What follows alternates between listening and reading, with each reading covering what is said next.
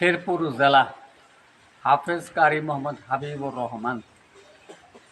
মহান প্রভুর প্রাকৃতিক সৌন্দর্যের বৈচিত্র্যময় লীলা, গারো পাহাড়ের পাদদেশে মোদের শেরপুর জেলা। জন্ম হতে এ জেলাটি রয়েছে অবহেলা, অদ্যবধি পায়নি কোনো উন্নয়নের ছোঁয়া।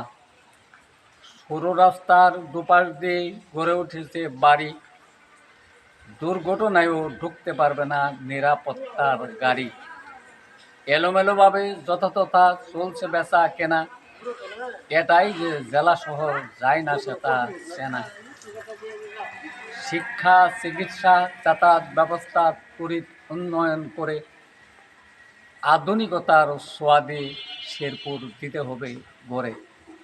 মধুটিলা, ক্রোজদির মতো অবকাশ কেন্দ্রগুলো অত্যাধুনিক ছোঁয়া পেলেই উঠবে জ্বলে আলো। দরিদ্রতম মেধাবী শিক্ষার্থীদের উন্নত শিক্ষার পরে পাবলিক ভার্সিটি এ অঞ্চলে দিতে হবে গড়ে। রেল যোগাযোগ ব্যবস্থা জেলাবাসীর বহুদিনের দাবি, পূরণ হলে সবার মুখে ফুটবে মধুর হাসি।